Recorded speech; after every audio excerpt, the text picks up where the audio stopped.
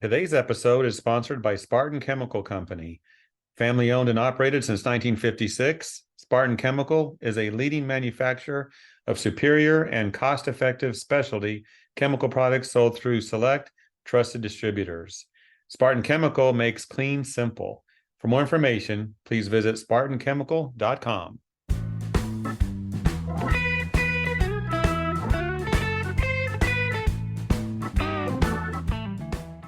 On Straight Talk today, I'm pleased to welcome Dave Kahle, the owner of Kahle Way Sales Systems. He's dedicated to helping business-to-business sales professionals succeed. Dave, thank you for joining us today. Always a pleasure. Thanks for having me. Our topic today is on dealing with rejection in sales. Now, Dave, I don't work directly in sales. I think we're all in sales to some degree, but I have to think that a salesperson has to expect rejection. Not let it bother him or her. Just push past it, shrug it off. Dave, that sounds like a terrible job. Is it realistic? Am I close to the truth here? Yeah, you're close to the truth, and that's an issue for a lot of people. They just can't take the rejection, and it's also a surprise for a lot of inside salespeople. Just think, oh man, I'm going to go outside because look at how big bucks those guys are making, and they don't consider some of these things. Like when people call you, that's one thing, but now you're going knocking on doors and they all don't want to see you, and so there is a lot of rejection that is a surprise for a lot of new salespeople. They just never considered that. But yeah, it's a big issue. So are some hesitant to try to close the deal? Are they afraid of rejection, so they just kind of go through the motions? What do you think about that? Yeah, it's honestly, that's a real thing. People who will not press for a resolution of a proposal or a quote, and the reason they don't is because they don't want to hear no.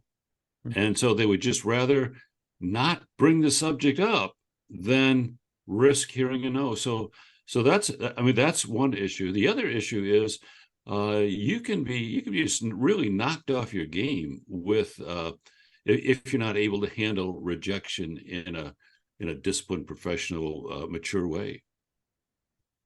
I noticed in one of your email tips, and thank you for sending those out to the industry, you talk about AAA or AAA.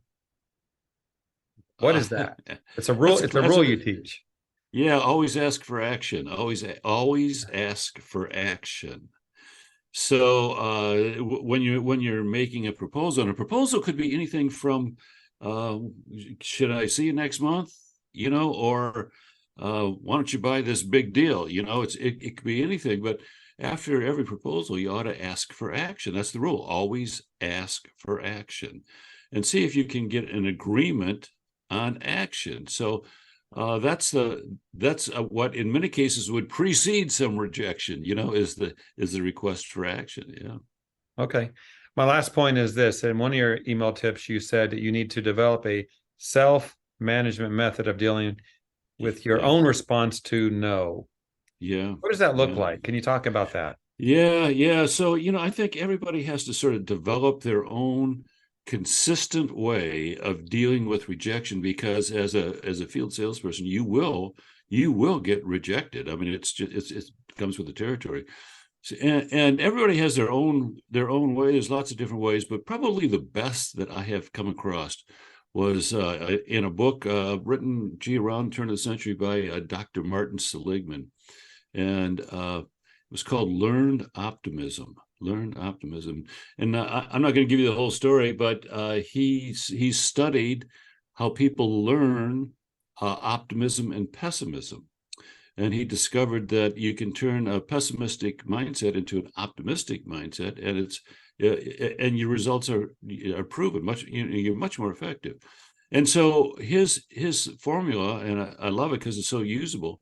His formula was when you have a moment of adversity, and in this case, let's say a rejection, how you handle that makes all the difference. And what he suggests is people often will explain it away in their own mind in a way that is personal and permanent and pervasive. So in other words, you lost a big deal and you think to yourself, man, I really screwed up.